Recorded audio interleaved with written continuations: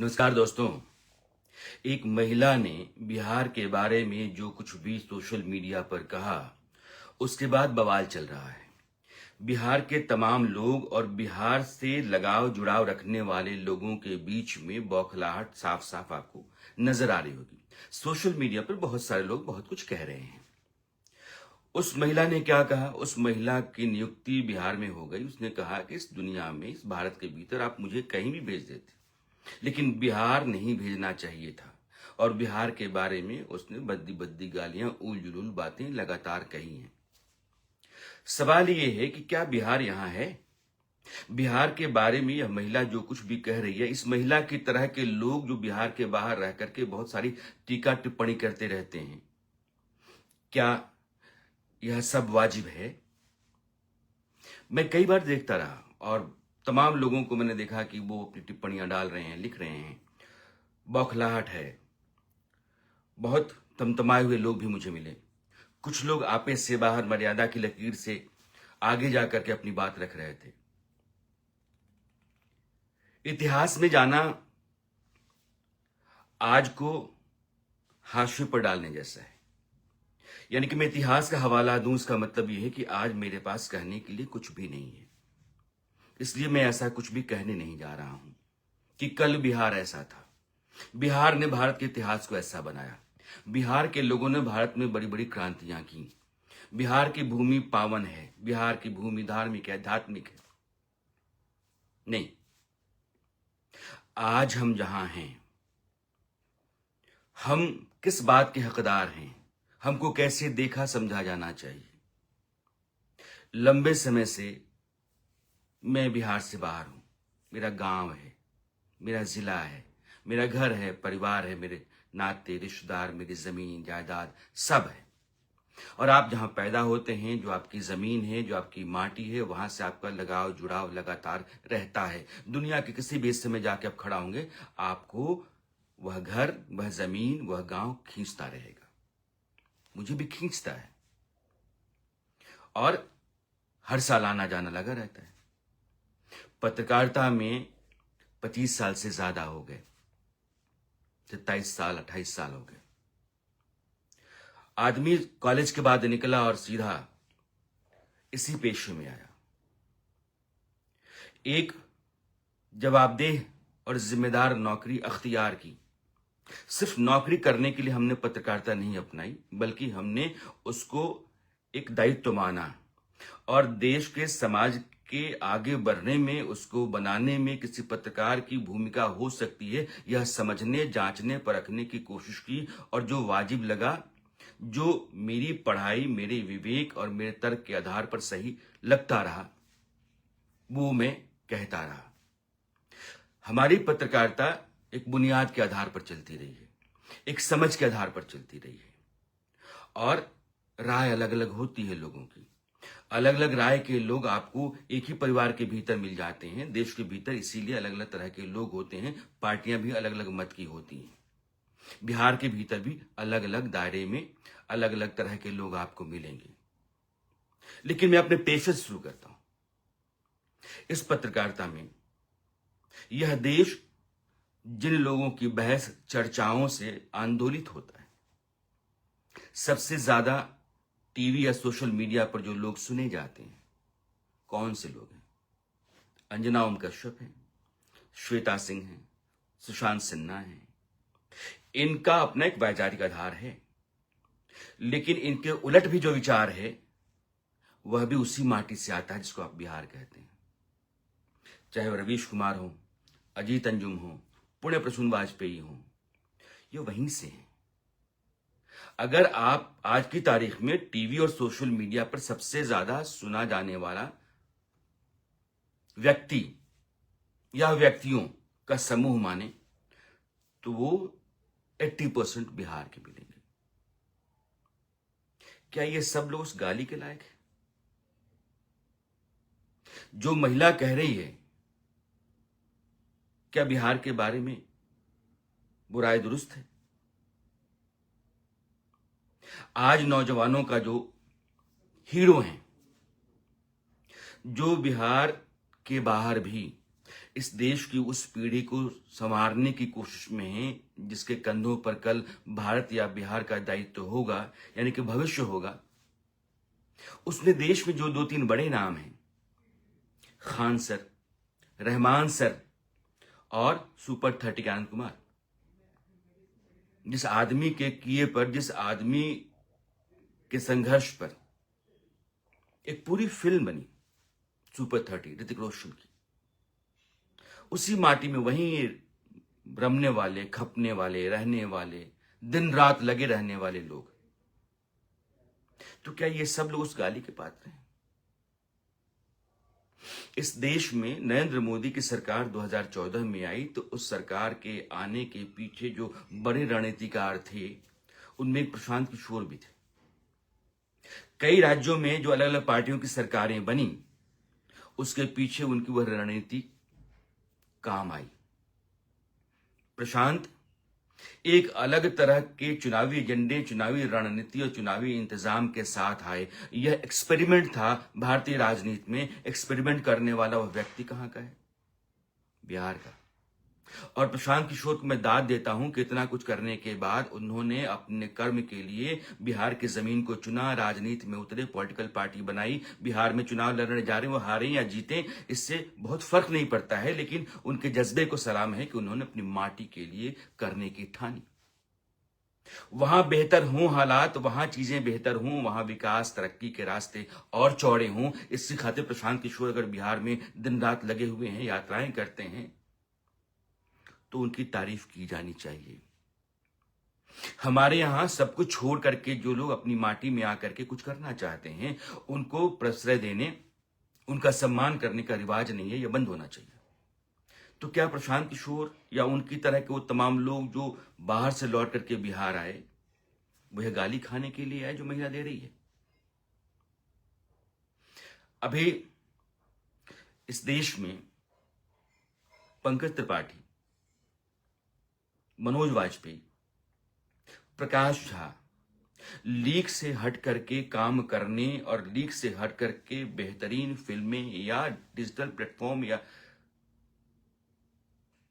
अलग अलग तरह के फॉर्मेट में जो फिल्में बनती हैं, उस पर काम करने वाले ये 3 लोग हैं, ये बिहार के हैं, ये गाली के पात्र हैं। पंकज त्रिपाठी ने कालीन भैया के तौर पे जो इमेज बनाई, उसके बाद उन्होंने कई तरह की सीरीज में जो भूमिकाएं निभाई, आपको पता है। मनोज वाजपेयी या प्रकाश झा चुनाव लड़ने गए और हमने उनको हरा दिया। मैं शत्रुघ्न सिन्हा या शिखर सुमन की बात अभी नहीं कर रहा हूं, लेकिन मैं बिहार के आज की बात जरूर कर रहा हूं। हमारे यहां कहावत होती है कि घर बिक गई, हाथी के जंजीर लेके घुमा दरन। तो जमींदार तू कभी रहल हुकबा, बात अलग बा, आए तहरे कुछ बहाना, लेकिन ऐसी बात नहीं है। बिहार के इतिहास का हवाला देकर के बिहार की गौरव गाथा मैं नहीं गाना चाहता हूं, क्योंकि बिहार का जो आज है वह भी बहुत मजबूत है, बहुत ताकतवर है। और किसी भी राज्य को, किसी एक राज्य को उठा करके बिहार के मुकाबले में रखिएगा, तब भी बिहार का आज जो है आपको भारी पड़ता हुआ दिखाई पड़ेगा। लेकिन वो महिला अनाप शनाप बोले जा रही है, और उसने सोशल मीडिया पर अपना वीडियो डाला, लेकिन उसकी तरह के बहुत सारे लोग होंगे। उन सब लोगों को जानना चाहिए कि बिहार के लोगों ने आज की तारीख में हिंदुस्तान को बनाने में क्या क्या किया है और क्या क्या कर रहे हैं। अगर बिहार के उद्योगपति ही बिहार में आ जाएं, अनिल अग्रवाल इतने बड़े आदमी हैं, वेदांता जैसी कंपनी के मालिक हैं, वो महाराष्ट्र और देश के बाकी हिस्सों में अपनी कंपनी चला करके देश को तो बहुत संपन्न बना रहे हैं। आप सोच लीजिए, एक बार वो लौट करके बिहार आकर के वहां उन्होंने अपनी यूनिट्स लगाई, वहां कल कारखाने लगाए, तो क्या होगा? संपदा सिंह नहीं रहे, लेकिन एल्केम फार्मास्यूटिकल, एल्केम कंपनी जो है, अगर वो बिहार में आकर के अपना पैसा इन्वेस्ट कर दे, आरके सिन्हा, SIS जैसी सिक्योरिटी एजेंसी दुनिया भर में ग्लोबली जो बहुत ही मजबूत जानी मानी सर्विसेज हैं सिक्योरिटी की, उनमें एसआईएस की गिनती होती है। उद्योगपति हैं, जमीन से उठे, पत्रकारिता की, और आज की तारीख में बीजेपी के नेता छोड़ दीजिए हैं, लेकिन बड़े उद्योगपति हैं, उनको बिहार के भीतर वैसे ही अपने उद्योग खड़ा करने चाहिए, अलग तरह तरह के, जैसे बाकी राज्यों के लोग अपने राज्यों में करते हैं। मैं नरेंद्र मोदी और अमित शाह की दाद देता हूं कि देश की कमान संभालने के बाद भी उन लोगों ने अपने राज्य को नहीं भूला और वहां बहुत अधिक इन्वेस्टमेंट करवाया। प्रधानमंत्री होने के नाते गुजरात को जिस तरह से चमकना चाहिए, नरेंद्र मोदी ने उस दायित्व को, उस जिम्मेदारी को समझा और गुजरात को दमकता चमकता स्टेट बनाया, और बनाने की वो प्रक्रिया चलती रही है। हमारी दिक्कत यह है कि हम बाहर चले जाते हैं तो लौटते नहीं। इसलिए संपदा सिंह के परिवार या आरके सिन्हा साहब या अनिल अग्रवाल, ऐसे उद्योगपति जो बिहार के हैं, उनको बिहार में आकर के अपनी नसीब लगानी चाहिए।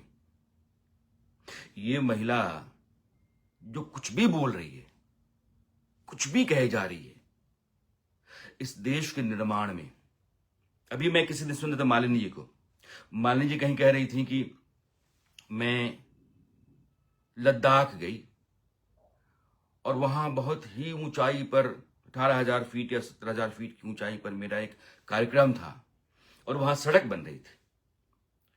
तो जो लोग बना रहे थे, हमने पूछा भैया कहां के हैं? तो पता सहरसा के हैं, सुपौल के हैं, दरभंगा के हैं। बिहार के लोग इस देश को बनाते हैं, खून पसीना लगाते हैं। मैं आज बिहार में जो दिक्कतें हैं उसकी चर्चा कर ही नहीं रहा हूं। बिहार की बेरोजगारी, बिहार का पलायन, बिहार में कल कारखाने या एग्रो बेस्ड इंडस्ट्रीज का नहीं लगाया जाना, वो सवाल हैं। वहां लड़ाइयां होंगी, वहां की सरकार से यह जो आमना सामना चलता रहा है चलेगा। बिहार की बेहतरी के लिए जो जरूरी है किया जाना चाहिए वो होगा। लेकिन हम बिहार के लोग जब बाहर निकल जाते हैं तो हम अपने बिहार के बारे में शायद उतना नहीं सोचते हैं जितना सोचना चाहिए, और हम बहुत कुछ कर सकते हैं जो शायद कर पाने की स्थिति होने के बाद भी हम नहीं करते। इसलिए महिला कुछ भी कह रही है, उसके लिए उड़ीसा ठीक है, पूर्वोत्तर के राज्य ठीक है, लद्दाख तक जा सकती है, लेकिन बिहार नहीं। और छुट्टा गाली दे रही है। दोष उसका नहीं है, दोष उसकी समझ और उसकी तरह के जितने भी कुड़मगज अपाहिज लोग हैं दिमागी तौर पे, उनका है।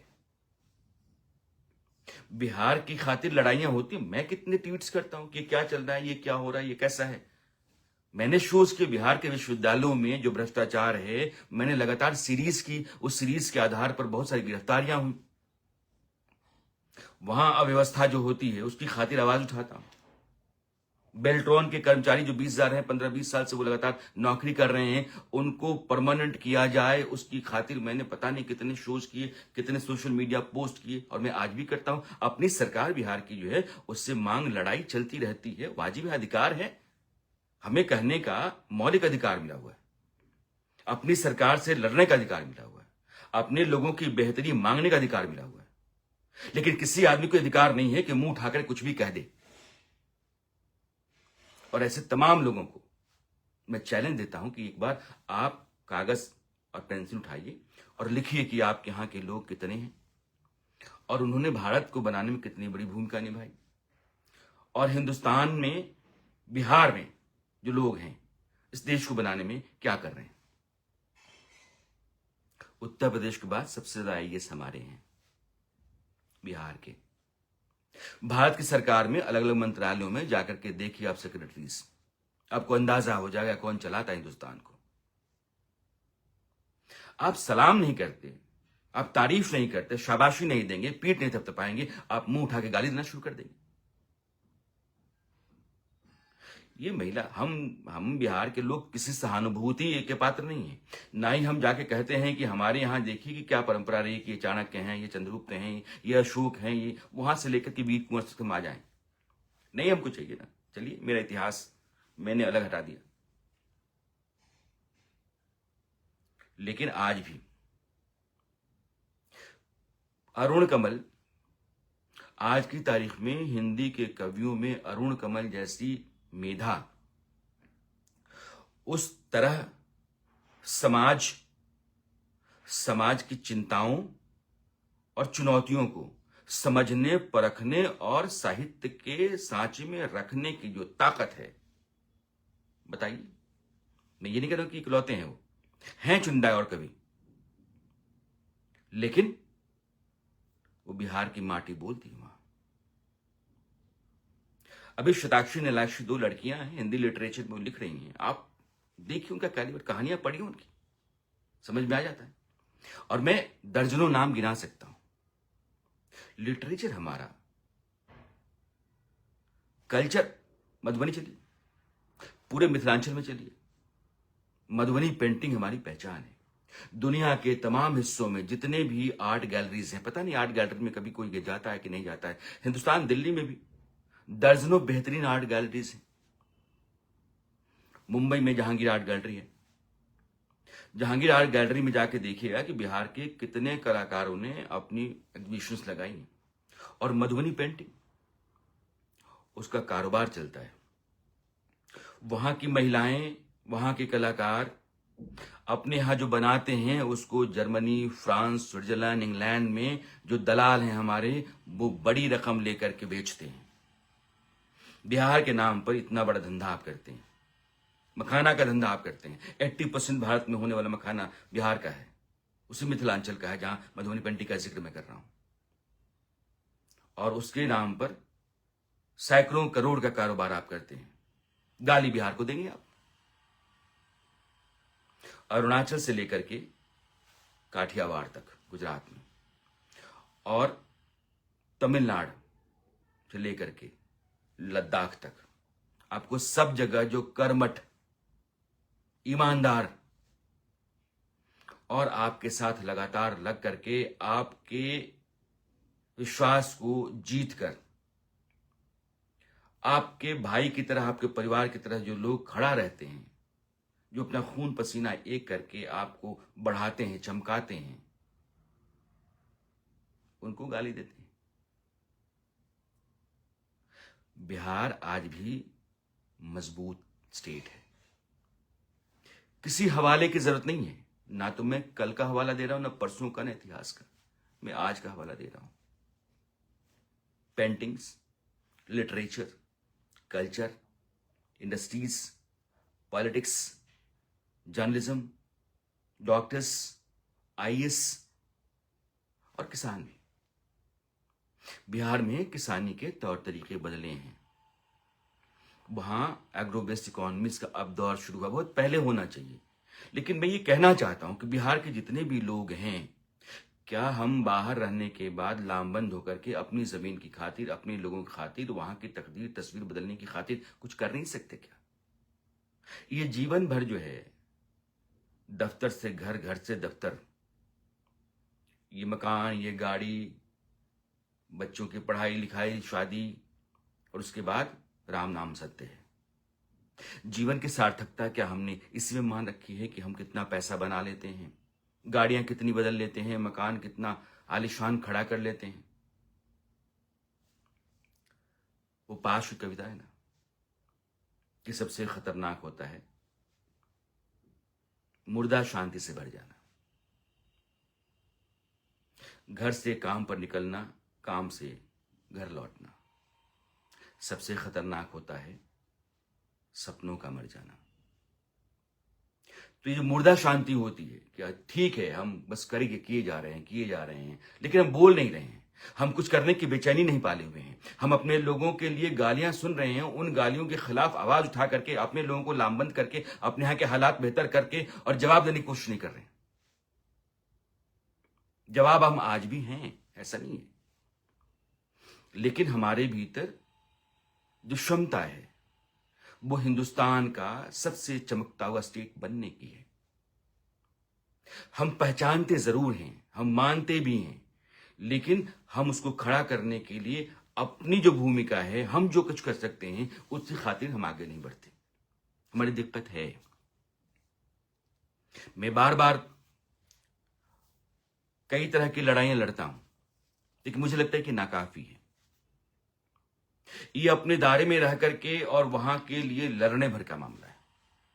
अपनी जिम्मेदारी या अपने पास जो अधिकार है या अपना जो फर्ज है, उस फर्ज के साथ बिहार को जोड़ करके हम जो कुछ भी कर रहे हैं वो काफी है क्या?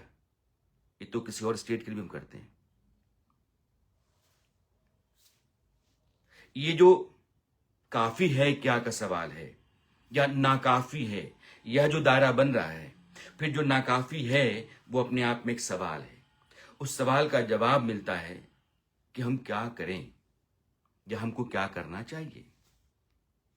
जितने भी लोग बिहार के कर पाने की स्थिति में जितने लोग हैं, उनके लिए भी एक सवाल है कि महिला जो गाली दे रही है, इसको परे रखते हैं। ये कुड़मगज, बददिमाग, बदतमीज, बेशऊर महिला है और इसकी तरह के लोग मिलते रहेंगे। मैंने इसीलिए आज यह वीडियो बनाया कि कल इतिहास का हवाला देकर के मैं बिहार को आज डिफेंड करने नहीं आया हूं। आज जो बिहार है उसकी ताकत समझाने आया हूं। ताकत बहुत है, उसको हम एम्पलीफाई नहीं करते, उसकी मार्केटिंग नहीं करते जिस तरीके से दूसरे लोग करते हैं। हम एक दूसरे का पैर खींचते हैं, हम अपने स्टार नहीं खड़ा करते, अपने नायकों को बड़ा नहीं करते, उनकी खातिर हम जुलूस नहीं निकालते। जुलूस निकालने का मतलब यह है कि उनका प्रचार नहीं करते, जबकि वो प्रचार के लायक हैं। हम उसके लिए भीड़ नहीं खड़ा करते, जबकि भीड़ के लायक हैं। मैं भोजपुरी के जो स्टार हैं उनको अलग रख करके बात कर रहा हूं। हमारे यहां अपने नायक, अपनी पहचान, अपनी संस्कृति, अपने लोग, इनकी पूछ परख करने, पहचानने और पहचान करके उनको सही जगह दिलाने की लड़ाई या उसका जज्बा कम है। इसलिए इस महिला के बयान का जवाब आज के बिहार से देने के साथ साथ बिहार के जितने भी हम लोग हैं उनके लिए एक सवाल छोड़े जा रहा हूं कि हम बार बार जब इस तरह के मसले आते हैं तो हम बौखला करके, तुनक करके, आपे से बाहर आकर के जवाब देने तो आते हैं। इसलिए मेरा जवाब आज संतुलित है और बिहार को बताने की खातिर है। लेकिन क्या हम अपनी माटी, अपने राज्य के लिए जो जरूरी है वो कर पा रहे हैं? अगर नहीं तो इस नहीं में ही हमारे कर पाने की गुंजाइश है।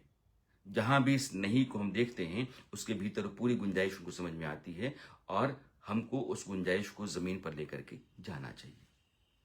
फिलहाल बिहार के बारे में कभी कोई कुछ कहता है तो मेरा वीडियो जरूर देखिएगा। और ये तो ऐसा अचानक सा मैं आ गया, खड़ा हो गया। अगर आप किताब पलटेंगे और बहुत सारा सर्च मारेंगे तो बहुत सारी और चीजें निकलेंगी जो आज की तारीख में बिहार को मजबूत, सार्थक, चमकदार और इस भारत के भीतर सबसे काबिल स्टेट के तौर पर साबित करने के लिए काफी है। Thank you.